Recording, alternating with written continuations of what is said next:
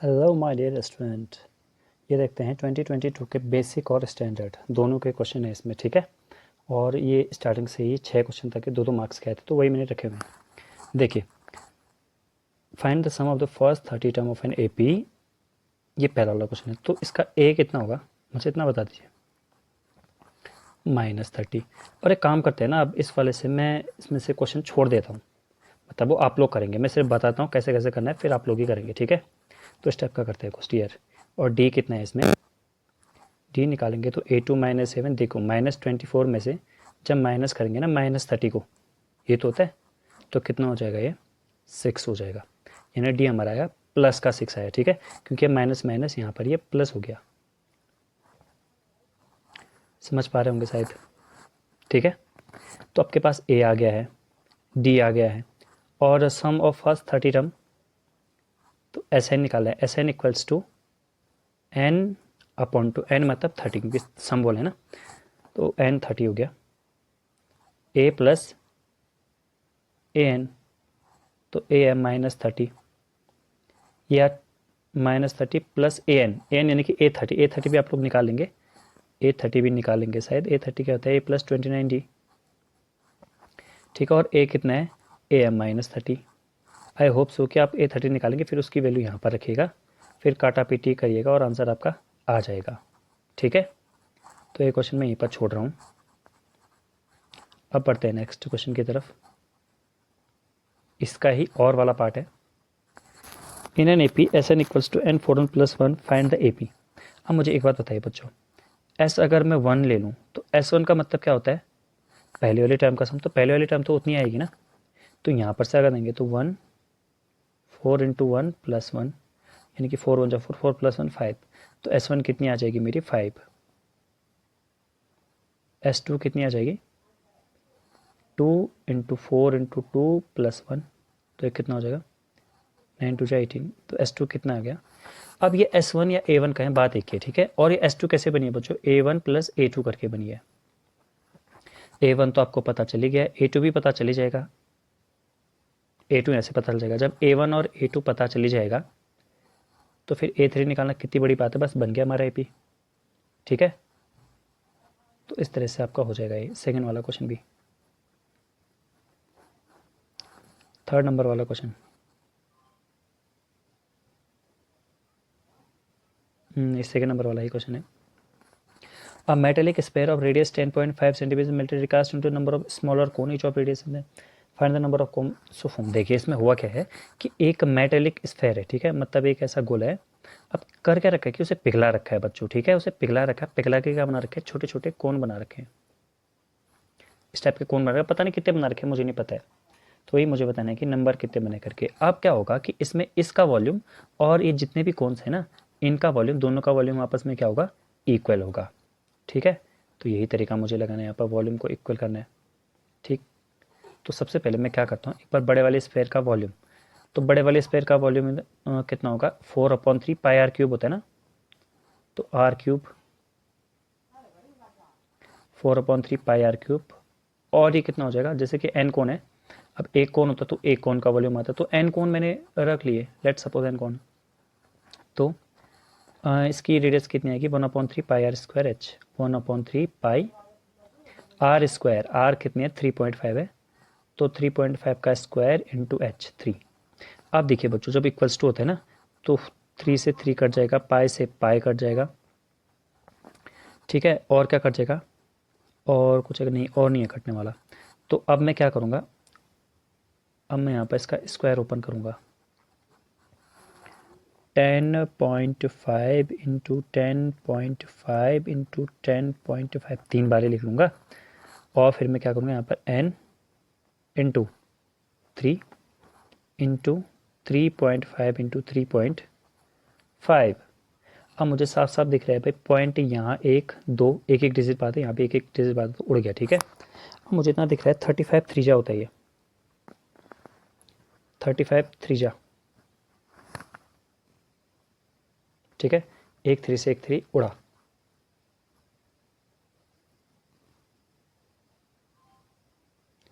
तो अब मैं मल्टीप्लाई करूँगा यहाँ पर find the number of smaller cones बोले ना इसने, ये कहीं पर गलत तो नहीं हो रहा है, आई डोंट थिंक सो। फिर मल्टीप्लाई करेंगे तो आंसर आ जाएगा आप लोग का, शायद मुझे लगता है मेरा कुछ यहाँ पर थोड़ी सी कैलकुलेशन मिस्टेक हो गई है, ठीक है। तो मतलब मैं कहना ये चाहता हूँ ना कि जो बड़े वाले स्फेयर का वॉल्यूम है वो छोटे वाले कोन के वॉल्यूम के बराबर होगा, और कितने कोन है उसे n मान लीजिएगा, फिर यहाँ नीचे ऊपर एक काट पीट करना है, फिर आंसर आ जाएगा आपका, ठीक है। तो इस तरह से ये क्वेश्चन भी हो जाएगा। अब हम बढ़ते हैं अपने नेक्स्ट क्वेश्चन की तरफ, that is question number 3। Find the value of m for which the quadratic equation has two real and equal root. अच्छा, तो रियल एंड इक्वल रूट होने के लिए कोई कंडीशन होती है ना, वो क्या होती है, b square minus 4ac equals to 0। तो बी स्क्वायर मतलब 2m-1 का होल स्क्वायर इस पूरे का है, और -4 इंटू ए इंटू सी, इसकी वैल्यू कितनी होनी चाहिए, 0 होनी चाहिए। अब बताइए 2 का स्क्वायर यहाँ पे 4 होगा, m-1 का जब होल स्क्वायर होगा ना तो ये हो जाएगा m का स्क्वायर प्लस 1 और माइनस 2a, और ये इक्वल्स टू कितना हो जाएगा, सब उधर जाएगा, तो ये हो जाएगा 4m - 1। अब हम मल्टीप्लाई करेंगे, 4 से 4 गया, क्वाड्रेटिक बनेगी, m की 2 वैल्यूज आएंगी। अब सॉल्यूशन बताना है, तो सॉल्यूशन कैसे होगा, ये देखिए इसका जो बी वाला क्वेश्चन है ना उसके लिए कह रहा हूँ मैं। तो बी वाले क्वेश्चन के लिए क्या होता है कि इन दोनों का मल्टीप्लाई करना पड़ता है हमें, 7 और √3। देखो अगर कभी भी बच्चों ऐसा हो रूट के अंदर कोई नंबर हो और उसका मल्टीप्लाई रूट के अंदर जो नंबर हो उसी के साथ हो रहा हो बट रूट में, तो केवल 3 आ जाता है, मतलब केवल वो रूट हट जाता है। जैसे अगर मैं कहूँ √5 इंटू √5 तो केवल 5 आ जाएगा, ठीक है। तो ये होता है। अब 7 3 हो गया 21 प्लस करके 10, तो मुझे लग रहा है 7 और 3 आएंगे इसके, ठीक है। और आप लोग कर लीजिएगा, फिर ये वाला क्वेश्चन भी आप सॉल्व कर लीजिएगा। चलिए, Rehan is age from now, Rehan's की एज अभी कितनी है, मान लेते हैं x ईयर है, तो 5 साल पहले कितनी होगी, 5 साल पहले ही रहेगी। और his age 7 years ago from now, अच्छा 5 साल पहले की age 5 years ago and his age 7 years from now, अब से 7 साल बाद, तो ये रहेगी। और उन दोनों का प्रोडक्ट, यानी कि प्रोडक्ट मतलब मल्टीप्लाई, वो कितना रहेगा, is one more than twice is present age, ठीक है।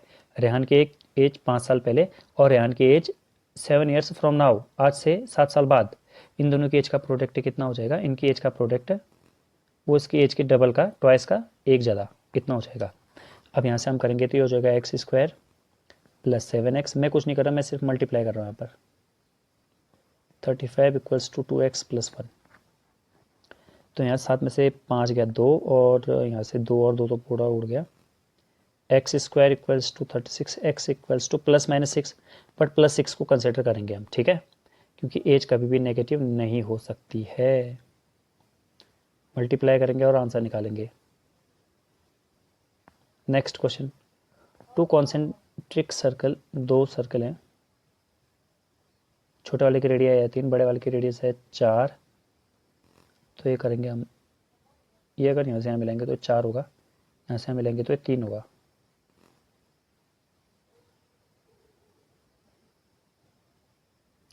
Find the length of the chord, ये इतना हो गया, ठीक है। अब हमें क्या करना है कि अब हमें बताना है ये कितना होगा, ठीक। तो क्या होता है 4 का स्क्वायर माइनस 3 का स्क्वायर यानी कि 9, √9, तो ये भी कितना होगा √9, क्योंकि बाइसेक्ट होता है, तो √9 यानी कि 2√9 आ जाएगा हमारा, ठीक है। चलते हैं अगले, 2 डिजिट मल्टीपल ऑफ 7, ये भी इसमें क्या करेंगे, इसमें वॉल्यूम को इक्वल करेंगे, ठीक, वॉल्यूम को इक्वल करेंगे। नेचर ऑफ द रूट्स वो बी स्क्वायर माइनस 4ac करके करेंगे। और यहाँ पर क्या क्वाड्रेटिक इक्वेशन लिखनी है आपको, क्या होता है X square minus alpha plus beta X plus alpha beta, A P A दे रखा है, डी दे रखा है, एस एन 0 है, फाइंड एस एन 0 है ना, S n equals to n upon 2a plus n minus 1 into d, ये form लगाएंगे आप, इससे क्वाड्रेटिक इक्वेशन बनेगी, कहीं ना कहीं एन की वैल्यू आई जाएगी। Find the sum of the first 12 2 digit multiple of 7, तो 7 के 2 डिजिट वाले मल्टीपल ढूंढने में, तो 7 के जब 2 डिजिट वाले मल्टीपल ढूंढेंगे, तो एक बात बताइए मुझे, 7 के 2 डिजिट वाले मल्टीपल ढूंढने से पहले कि 7 के 2 डिजिट वाले कौन सा मल्टीपल होता है, सबसे पहले आता है 14, फिर 21, फिर 28, अब लेकिन क्या बोला, फर्स्ट 12 डिजिट, तो 12 डिजिट तक का करना है ना हमने, फर्स्ट 12 2 डिजिट मल्टीपल। एक तो तरीका ये कि आप पूरा लिख लें, दूसरा तरीका ये है थोड़ा सा स्मार्ट अप्रोच लगाए, एनी तो निकालना है हमने, एन नंबर ऑफ टर्म्स कितने होंगे, और नहीं नंबर ऑफ टर्म्स नहीं, नंबर ऑफ टर्म्स तरीके ना 12 होने चाहिए। फर्स्ट 12 2 डिजिट मल्टीपल ऑफ 7 ये। तो अब हमने क्या बताना है इसमें, 12 डिजिट का टोटल क्या बताना है इसमें, फाइंड द सम। तो S12 निकालना है, S12 में क्या हो जाएगा, n/2 a प्लस, अब ये A12 आप खुद ही निकालना, A12 आप खुद ही निकालेंगे, उसे यहाँ पढ़ेंगे, यहाँ से काट पीट मचाएंगे, आंसर आ जाएगा। अब ये वाला है, solve the quadratic equation for x। तो ये 2 1 जा 2 और माइनस करके कितना आना चाहिए, 5 आना चाहिए। तो 2 1 जा 2 और माइनस करके 5 नहीं, ऐसा तो कोई दिख नहीं रहा है मुझे ना, आप लोग को दिख रहा होगा। तो क्या करेंगे यहाँ पर बच्चों, यहाँ पर क्वाड्रेटिक फॉर्म लगाएंगे, s equals to minus b plus minus root b square minus 4ac upon 2a। ठीक है, ये फॉर्म लगाएंगे और हो जाएगा आपका क्वेश्चन। इस वाले क्वेश्चन की बात कर रहा हूँ मैं। अब यहाँ पर बताइए मुझे, PA and PB are drawn from a point P to a circle, ये 70 है। तो मुझे केवल इतनी बात बताना, ये पूरा कितना हुआ, ये 110 हुआ ना, तो ये दोनों सप्लीमेंट्री होते हैं, शायद बताया था मैंने आपको। अब ये 110 है तो आधा आधा पड़ेगा, नहीं कि 55 होगा, तो POA कितना हो जाएगा, 55 हो जाएगा, ये भी आंसर आ जाएगा हमारा। ठीक बच्चों, तो इस तरह से 2022 के स्टैंडर्ड के और बेसिक के ये जो क्वेश्चन थे ये हमने कंप्लीट कर लिए हैं। अब हम क्या करेंगे अगले वाली वीडियो में, पहले तो ये जो चैप्टर हमारा चल रहा है ना प्रोबेबिलिटी, उसे हम खत्म करने की कोशिश करेंगे, 2-3 वीडियो में शायद वो खत्म हो जाएगा। उसके बाद हम लोग ऐसा करेंगे, रोज़ जो 2-2 मार्क्स 4-4 मार्क्स के क्वेश्चन आएंगे चैप्टर वाइज हम उन्हें करेंगे। ठीक है, और चैप्टर वाइज ही करेंगे, या तो हो सकता है वैसे मिक्स्ड क्वेश्चन की अगर हम प्रैक्टिस करेंगे तो वो ज़्यादा बेनिफिशियल रहेगा हमारे लिए। तो इसलिए हम लोग एक काम करेंगे, इनके क्वेश्चन आंसर करते रहेंगे, हमको छोड़ना नहीं है बच्चों, प्रैक्टिस नहीं छोड़नी है। मैथमेटिक्स एक ऐसा सब्जेक्ट है which needs practice, practice and only practice.